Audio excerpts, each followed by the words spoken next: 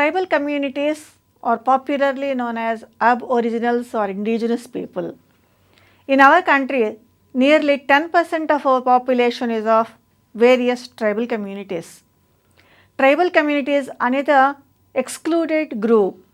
For many centuries, tribal communities were dependent upon the forests, but because of various administrative situations, whether it is by the British or by our government, most of the tribal communities are still lagging behind the mainstream. Many of them are suffering with indebtedness or poverty or illiteracy and other related problems. When we try to understand social exclusion, it is necessary to know what type of exclusion is going on vis-a-vis tribal communities. This is very important for us to understand not only about our country, but also very important for us to write any competitive services examinations. When we talk about tribe, we usually start with the definition part. What is a tribe? Who are all these persons? Are they only indigenous people? Are they illiterate people?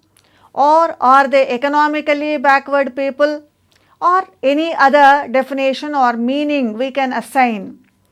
Let us see what our constitution says. So, in fact, we have not defined any tribe in our constitution or in any other literature, but Article 366 clause 25 of our constitution clearly mentions what a tribe is, and it also says precedent by proclaiming a list of people whom can be considered as scheduled tribes. Let us see how Article 366 clause 25 defines a tribe. It says any tribe or tribal community or part of a group within any tribe or tribal community as deemed under Article 342 of our constitution is a scheduled tribe. Now, when we talk about scheduled tribe, are there any differences between a tribe and scheduled tribe? In many cases, no, but sometimes some of the tribal communities whom we consider as tribal communities may not be scheduled tribes, or in a particular state, a particular community which is considered as scheduled tribe may not be so in another state.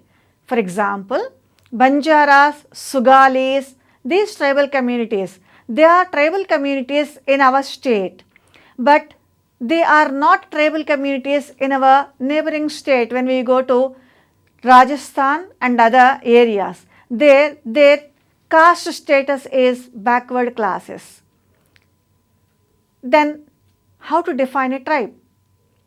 Let us see what various anthropologists say.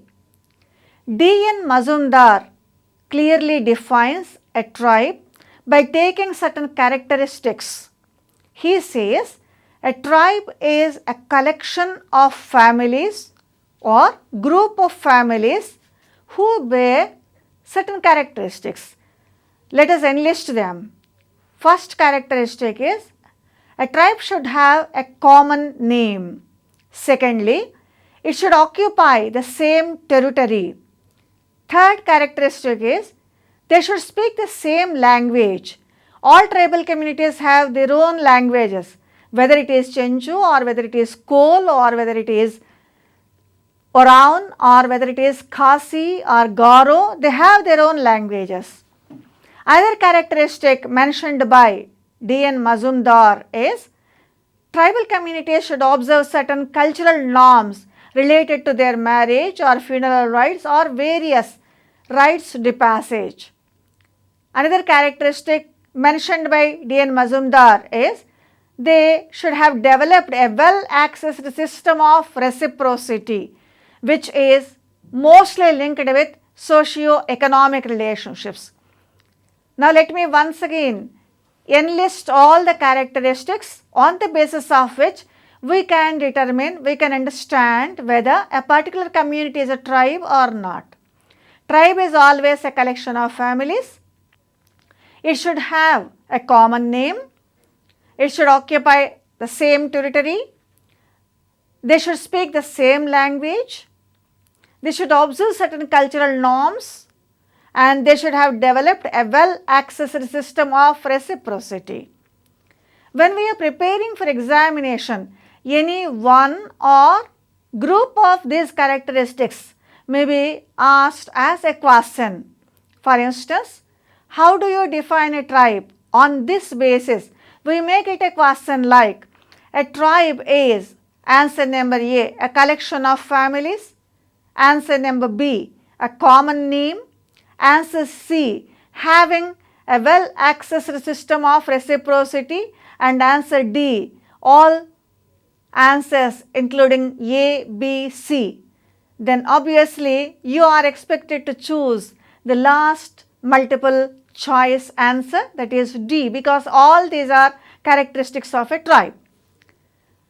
Let us see when a tribe can be declared as a scheduled tribe.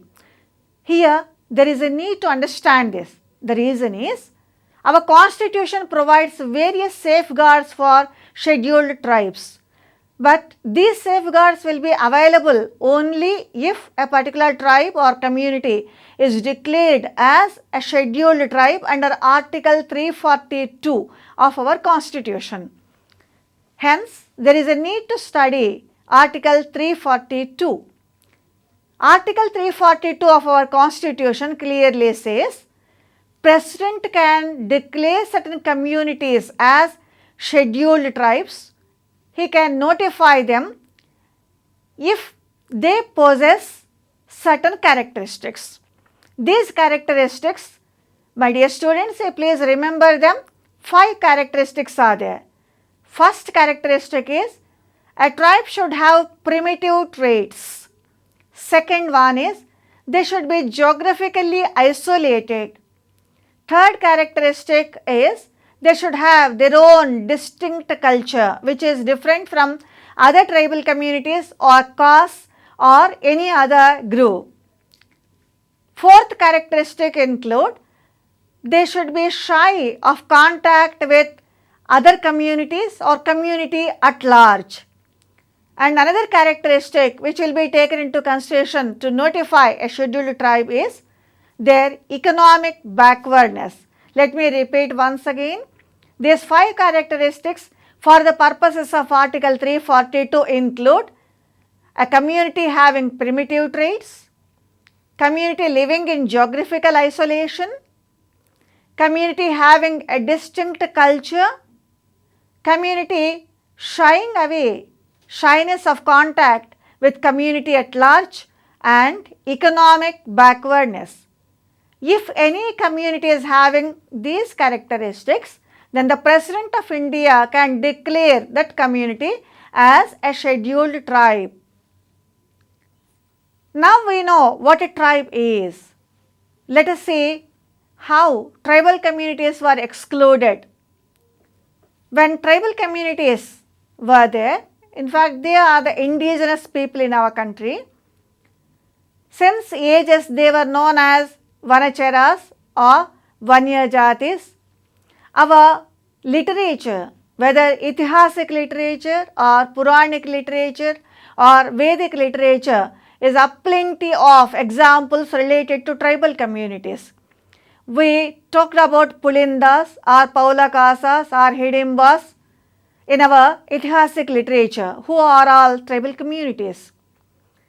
But when Britishers entered into our country, there emerged so many changes in the socio-economic system of tribal communities. These socio-economic changes created many problems for them. First and foremost one which we have to mention is, tribal communities were considered as people from the forests. They are the sons of the forests, and forest is their home, their bread and butter, and they own the entire forest. But when Britishers entered into our country, instead of utilizing forests, the emphasis was shifted to forest management.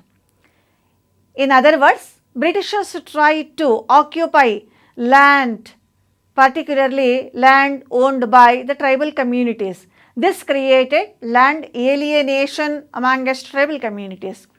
Not only that, British government, particularly in northeastern frontier area, tried to occupy lands under forest coverage. Various taxes were levied upon this area. Because of this, most of the tribal communities, either they had to give their land to moneylenders, or they were not having any remunerative or good economic income from the land which they could use. This resulted in some kind of revolt against the Britishers. This revolt clearly talks about two things. The first and foremost one is how, when exclusion occurred during British regime, how people reacted towards that exclusion. And the second one is how the Britishers, and after independence, our government is trying to bring tribal communities into the mainstream. In order to understand these two processes, let us have some idea about various tribal movements which occurred during 19th century. 𝗳𝗏 area is one tribal belt. Kols is one of the tribal communities residing in this 𝗳𝗏 area. When the Britishers levied tax upon the coals, particularly on forest products and all that, there emerged a revolt and rebellion against the Britishers during the years 1831 and 1832. But the British government used their military to suppress this rebellion. Another rebellion we have to mention this context, that is Santhal rebellion. Santhal Pargana is a very big tribal area, tribal tract declared by the British government itself.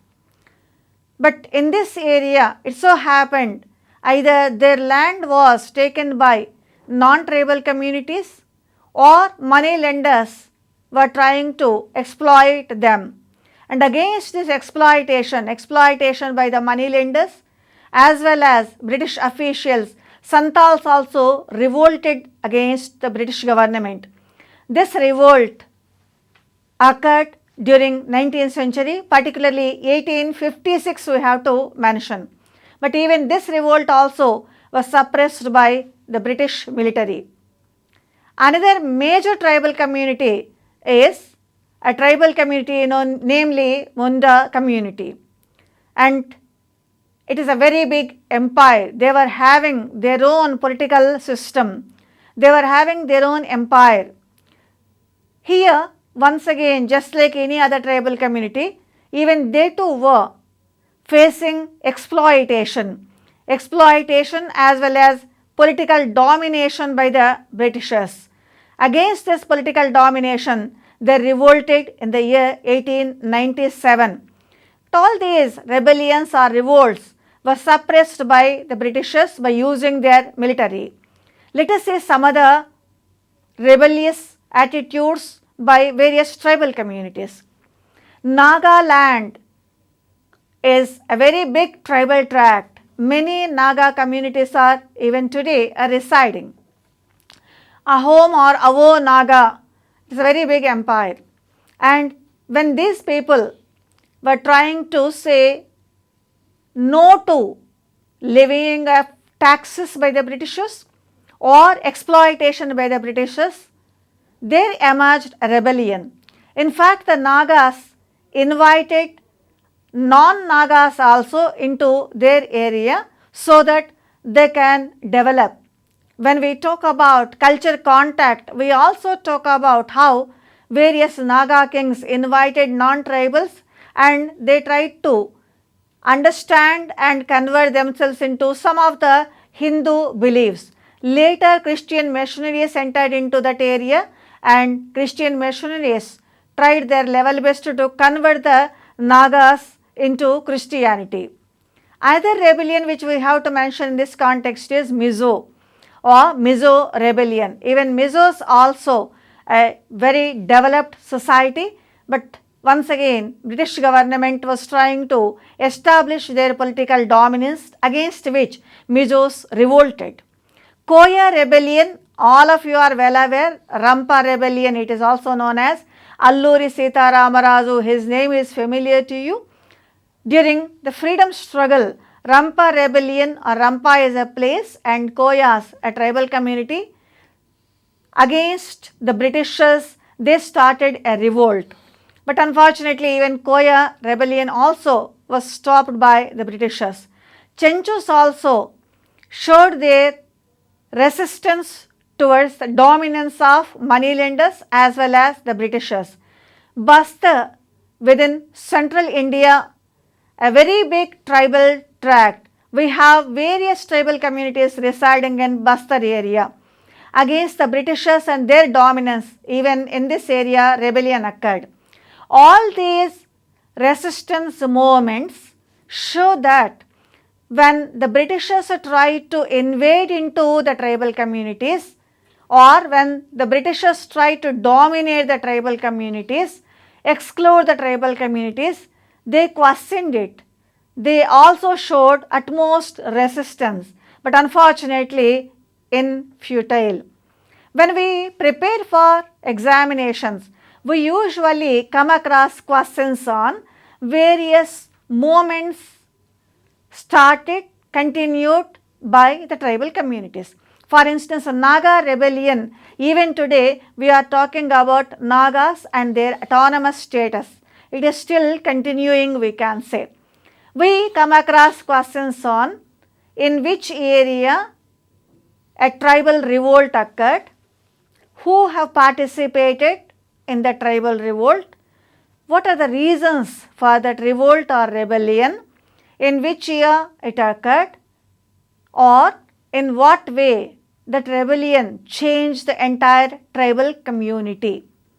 We can also expect questions on various distinctive features of a particular tribal community which resulted in a big no to the political dominance or a kind of money lenders and their exploitation was questioned. Or we may also get questions on how various tribal communities participated in the freedom struggle and who are all the leaders. For instance, when we talk about 𝗂𝗽 rebellion, we usually talk about Gantanna Dora, a person who participated in 𝗂𝗽 rebellion, took an active part in this rebellion. Let us proceed to next aspect.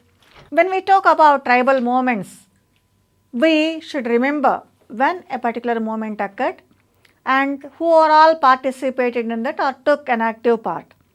For instance, a question may be given like this: Santal rebellion occurred in answer number A 1836, answer B 1856, answer C 1897, answer D 1826. Then you may have to choose the correct answer. Correct answer is 1856. Sometimes they may also ask questions on for what purpose that particular rebellion occurred or revolt occurred. Let us take one simplest example. For instance, when Santal rebellion occurred, exploitation was going on, particularly land was alienated, many money lenders purchased their land, and because they borrowed money from the money lenders, even the tribal community people also were not able to say no. Here the question may be given like this: Santal rebellion which occurred in the year 1856 is due to, firstly, against the political dominance of the British. Second answer is against exploitation by the money lenders. Third answer is against exploitation by the officials and money lenders. Fourth answer is against the dominance and exploitation by the officials and moneylenders. Here, most of the answers are somewhere nearer to each other, but the correct answer which one has to choose is the last one, that rebellion is against exploitation. Exploitation was going on by the moneylenders as well as the British officials. Hence, answer D or fourth answer would be the correct answer. When we talk about Bastar rebellion, if Bastar rebellion is mentioned as a question, Bastar rebellion is linked with answer A, Varaun tribe, answer B, Murya Gond, answer C, Kol tribe, answer D, Gond tribe. Bastar area is a geographical area. In this area, the majority of tribal communities are Murya Gonds or Gonds. Then your correct answer would be either Murya Gond or Gond. Other communities, though they are there, their population is less compared to Gonds. So, like that, you may have to choose answers on the basis of various characteristics of tribal revolts. Let us proceed. What is happening in our present day tribal societies? Even today, tribal communities are excluded, but at the same time, they are also along with us. They are conscious about their rights, they are conscious about their duties, and most of them dependent upon various towns and cities. And they are also participating in administration as well as they are trying to mobilize against their exploiters. Hence, the present day tribal societies are characterized by tribal exclusiveness, intact tribal solidarity and tribal consciousness, and dependence upon towns and cities, administration and mobilization against their exploiters. On the other hand, they have existed simultaneously among the tribal people. Here, we may get questions like this. Do you think that the present day tribes are well merged into the non-tribal societies? If this is the stem of the question, then the question may be framed like this. The present day tribal communities are still having answer A, exclusiveness, answer B, solidarity to some extent with non-tribal communities, answer C, conscious about the rights and duties, and answer D, they are dependent upon the mainstream or non-tribal communities. Of all these four answers, the most chosen answer or proper answer would be the last one. They are excluded, they are along with non-tribal communities, but still they are dependent upon non-tribal communities. Hence, you may choose the last answer. Now, let us have some light on the social organization and structural aspects of tribal communities. This is very crucial for us. The reason is, when we talk about exclusion, we are not exclusively talking about economic position only, nor political position, but we are talking about social status of people, how non-tribal communities are excluding the tribal communities. In this context, there is a need to study whether tribal social structure and our social structure, are they similar or are they different? Let us have some idea about what anthropologists usually say about tribal social structure. Many anthropologists study tribal communities, their economic problems, their geographical location, their socio-economic stratification, or everything about the tribal communities. Let us start with David G. Mandelbaum, who published his study in the year 1972. He has enlisted certain characteristics of tribes in our country. Let us see these characteristics. First and foremost characteristic is all tribal communities are based upon kinship. Hence, kinship is an instrument of tribal social bond. In other words, whenever we see tribal community, we come across familial bonds or relatives and bonds between them. You please try to remember, we already have mentioned certain characteristics of tribe, primitive traits and having a kind of geographical isolation, having shyness by which they refuse to meet others. This shyness or geographical isolation are complemented by social bonds based upon kinship. Second characteristic which 𝗳𝗏𝗪 mentioned is a hierarchical division of society will not be there in tribal social structure. This we can study as lack of hierarchy. When there is no hierarchy, rigid status distinctions like caste system will not be there. Whether it is among men and women or whether it is among the groups, such rigid status positions will not be there in tribal societies. Most of the tribal societies are based upon clan, lineage, such familial aspects. Third characteristic is we rarely come across a highly complex or strong formal organization in tribal societies. In our societies, we are having a complex formal organization.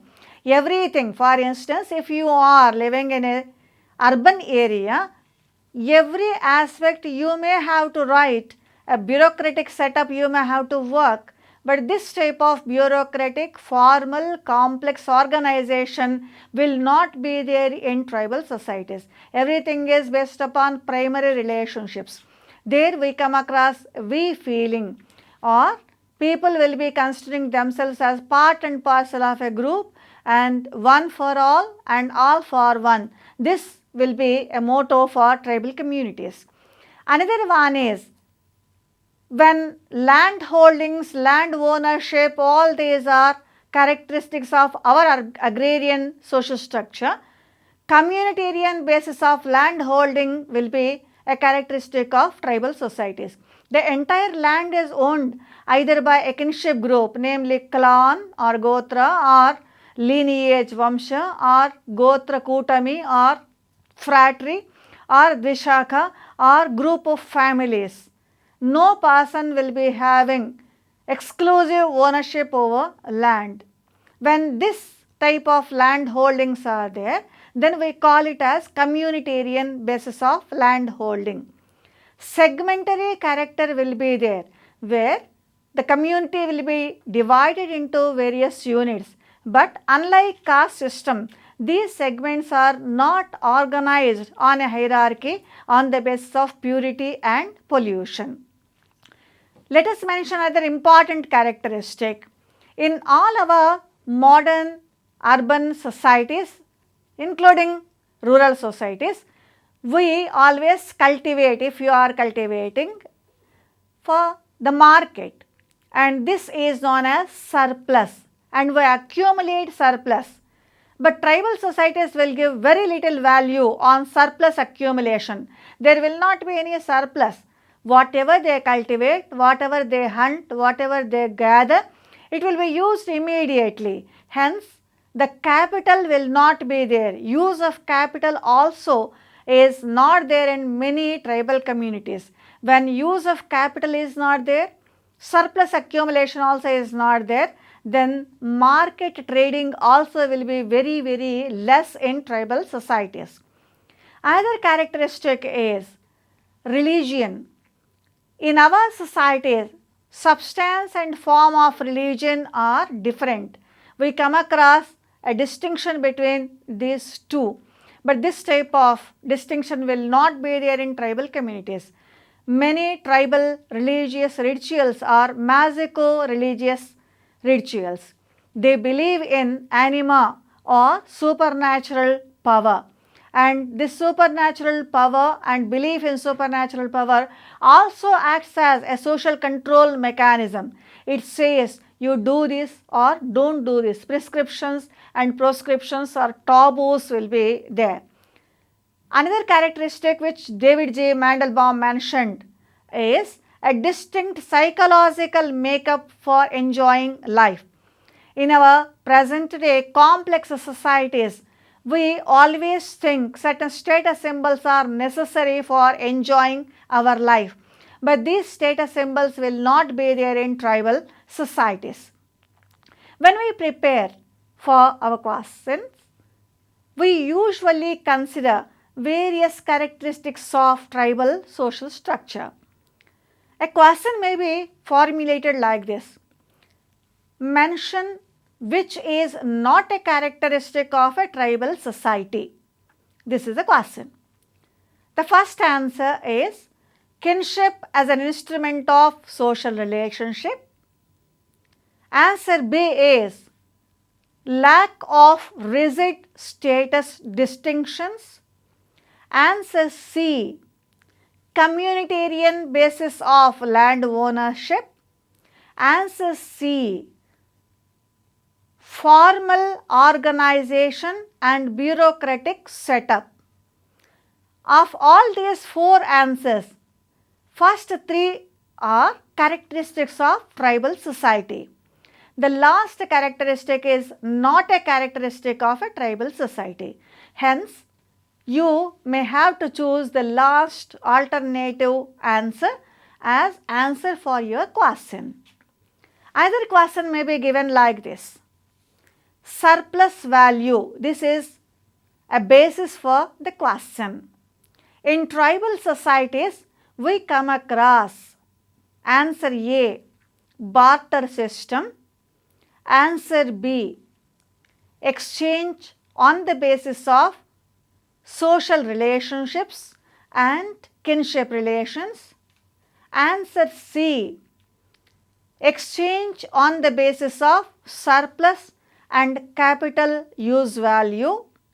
Answer D, informal social relationships. Of all these four answers, third answer is relevant answer for you, which is not there in tribal societies. Do they give any importance to surplus value? Our answer is no. Hence, surplus will not be there in tribal societies. Sometimes a question may not be this direct. Hunting and gathering societies or societies based upon fishing or food collection, all these are tribal economic systems. On this basis, an indirect question may be given. For example, tribal societies usually depend upon modern horticulture. Your answers will be like this: tribal societies always depend upon modern horticulture, which is a wrong answer. Tribal societies which never depend upon modern horticulture, even this also is a wrong answer. Third answer, tribal societies presently are having both traditional horticultural methods and the present day horticultural methods. And answer D, tribal societies never do horticulture, which is again a wrong answer. The present day tribal societies is kept as basis for preparation of the question. Hence, your correct answer would be the third answer, where we come across exclusiveness as well as solidarity. Because we are talking about what type of situation is there in our present day tribal societies. They are following traditional occupations, at the same time they are also following the modern system of economic pursuits. Let us proceed to another important aspect related to tribal societies. Whenever we talk about tribal societies, we talk about one characteristic: geographical isolation. In other words, we may have to talk about where tribal communities are residing, because geographical location. You please try to remember when we tried to discuss characteristics of a tribal community, there we have mentioned occupying same geographical territory. This is one of the characteristics of the tribal society. Hence, where they are residing, not only for this purpose, there is another reason also in order to understand geographical distribution. Our constitution clearly mentions that certain communities can be notified as scheduled tribes on the basis of where they are residing. Not only that, certain notifications have to be given by the governor if any area is declared as tribal belt or tribal tract. We have various measures for the benefit of tribal communities. They are geographical based measures. When all these are there, in order to understand these aspects, there is a need to study geographical distribution of tribes in our country. Many anthropologists try to understand the geographical distribution of tribal societies. But in this context, let us mention a very famous seminal monograph written by 𝗵𝗫 which was published in the year 1972. He divided tribal communities into various territorial groups. These territorial groups, according to 𝗧𝗏 are 5 in number. Here, he has taken 3 different parameters into consideration. First parameter is historical criterion, secondly, ethnic relations, thirdly, socio-cultural relations. Let me repeat once again. 3 criteria were taken into consideration for the description of geographical distribution: historical, ethnic and socio-cultural relations. Accordingly, 5 territorial groupings 𝗵𝗫 has mentioned in his book. Let us see what are they. The first one is Northeast India.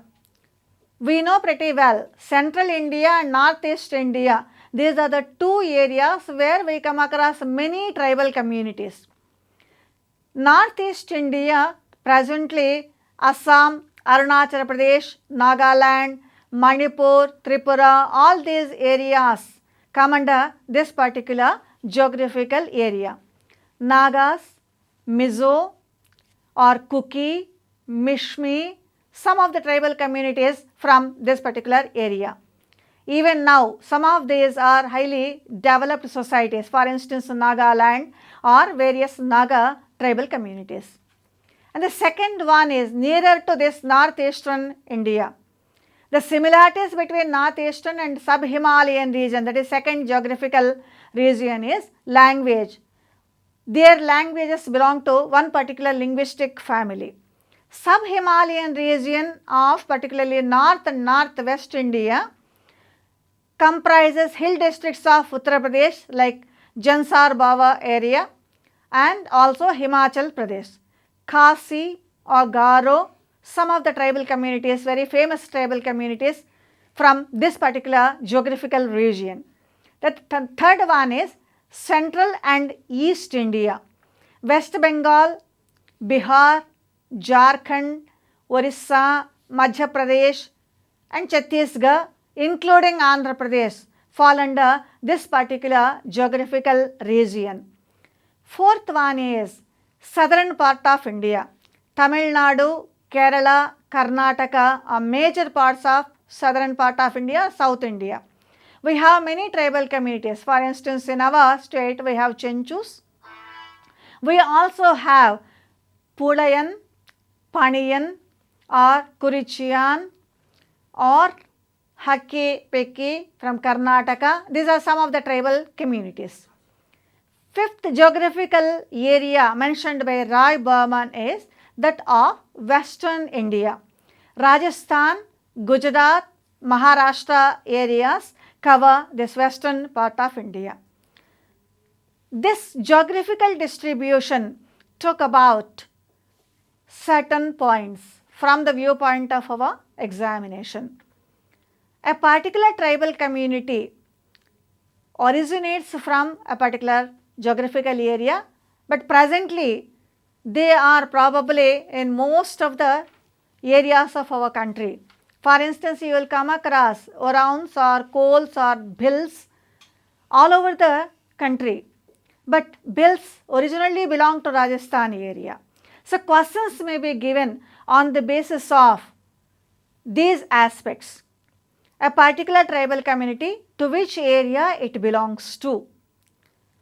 Avo Naga, the word Naga itself talks about they belong to a particular subgroup of Naga tribal community. Avo Nagas are from answer A, Northeast India, answer B, Himalayan region, answer C, Central India, answer D, East India. So, the correct answer would be Northeast India, though you might have come across Nagas living here at our Hyderabad, but from where they are. Similarly, Mizo or Meshme or Kuki, any tribal community or tribal communities who come across in various parts of our country. For instance, Maria or Muria, these are all subgroups of Gonds. If let us say a question is given, Central India is having the following tribal communities. Answer A, Muria Gond, answer B, Maria Gond, answer C, Kol or Khond, answer D, all answers A, B, C. Since Central India is having all these tribal communities, you may have to choose answer D as your answer. Though now we are having Jharkhand, Chhattisgarh and the new states, we usually divide the entire country into 5 geographical areas in order to understand the distribution of tribal communities geographically. Now we know little bit about their social structure, who are they and what type of problems they have faced prior to our independence, where they are residing. From this discussion, we can say that tribal communities are still excluded, tribal communities are still lagging behind, tribal communities are still not having highly developed economic system, tribal communities still resist change. But why? Why is this happening? What must be the reason for this? When we talk about these reasons, we will be seeing various problems which tribal communities faced as well as are facing now. Tribal and non-tribal communities are different. Let us start with this statement, because one of the characteristics of tribal communities is having distinct culture. This distinctness of culture creates a kind of homogeneous community among the tribes. They consider themselves as different from all other groups, other tribal communities as well as non-tribal communities. But during 18th century, 19th century, 20th century also, even now, what is happening is many non-tribal communities are trying to enter into the tribal societies either forcibly or voluntarily. And this we study as culture contact of tribal communities with non-tribal societies. When tribal societies were living in isolation as self-sufficient societies, they were not having some of the ideas of non-tribal societies. You please try to remember one of the characteristics which D.N. Majumdar mentioned, that is lack of land holdings owned by a particular person, or he mentions it as communitarian land holdings. That means no person is owner of their land. All will have rights to either to collect food or hunt or fish or do agriculture, and their economic forwardness, what we call today, also is not there. They are economically backward because their technical know-how also is very backward. It is not much developed. Whatever they cultivate or collect, they take it, they use it for their own purpose. But when non-tribals entered into tribal societies, what they did is they tried to occupy their land. They also tried to introduce non-tribal cultural norms into tribal societies. Not only that, they tried to exploit tribal communities because they are ignorant and they are also very illiterate persons and they don't know all these ideas of non-tribal communities related to exploitation. In this context, let us try to understand the major problems which influence tribal societies and how because of these problems still tribal societies are excluded. The first and foremost problem is they became indebted. Tribal communities give a lot of importance for their cultural festivals because they have their own distinct culture, they have their own cultural norms related to marriage or funeral rites, etc. When non-tribal communities entered into their societies, it so happened they have introduced money also into tribal societies. In order to fulfill various cultural norms and rituals, they were taking money from the money lenders and this resulted in indebtedness. Another problem with which tribal communities are suffering is ignorance. They are ignorant. They are ignorant of various new systems, whether they are based upon capitalistic based society or formal organizations. They cannot understand this, and this ignorance led to the oppression and exploitation of tribal communities by the non-tribals. Because of their economic backwardness, they suffer with poverty, and ignorance, indebtedness, poverty together creates, all of you are well aware, exploitation. They are being exploited even today. Not only that, during British regime and even afterwards also, for many projects, whether they are related to hydroelectricity or whether they are industries or whether they are for the benefit of communication facilities or roads and transport, government as well as persons other than government started taking land from the tribal societies, and this resulted in displacement of many tribal communities. They lost their land, they lost their rights over forest, they lost their rights over their forest products. Let us have some idea about why indebtedness is happening in tribal societies, how it results in poverty or ignorance or exploitation. We can identify some of the reasons for indebtedness in tribal societies, because indebtedness is one of the root causes for exclusion of tribal societies. The first and foremost one is tribal communities used to think that they are persons of sons of soil, or forest is their home. They can utilize forest products and forest land is their land. They were unaware of various enactments which talk about land ownership rights.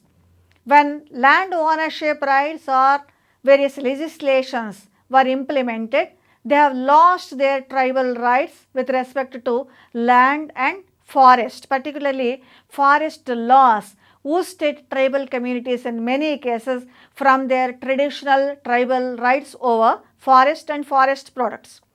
The second one is most of the tribal communities, in many cases we come across hunting, food gathering, etc. as their economic pursuits. But some of the tribal communities are doing agriculture, either shifting agriculture or settled agriculture we come across among the tribal societies. Whether shifting agriculture or settled agriculture, whatever agricultural practices they follow, they are very traditional. And these traditional agricultural practices cannot give much yield. Hence, low yield is another reason for indebtedness. Third one is because of these traditional occupations, traditional methods used for agriculture, their income yield is low, and in other words, their income is very low, which will not be sufficient in order to fulfill certain familial, social, cultural obligations which they have to do as a member in a tribal society. And this we can consider it as monetization of economy. Non-tribal societies have monetized their economy. We are having consideration, we are having rupees or money, transaction will be done through money or credit cards, etc. But in tribal societies, it is not like that. Always it is kind or exchange system. When monetization is there, then whatever products they are giving and whatever money they are getting, there will not be any link at all. The money paid to them by non-tribal communities will be very less, which will not be sufficient for them to fulfill their obligations. Another reason for indebtedness is their consumption patterns. Once upon a time, tribal communities were self-sufficient. Whatever they produce, they used to eat. But when non-tribals entered into tribal societies, they brought their own cultural patterns, particularly consumption patterns, into tribal societies. In order to follow these new consumption patterns, let us take a simplest example, like let us say taking liquor. Most of the tribal communities became alcoholics. These alcoholic beverages were introduced by non-tribal societies. These beverages were not of their own. They used to brew their own alcoholic beverages, they used to take. It was not a problem. But foreign liquor or other type of liquor is introduced into tribal communities by the non-tribal. Most of the tribal communities became addicted to alcoholic beverages, and this will definitely create lot of poverty. Another reason is each and every tribal person is expected to fulfill various rituals.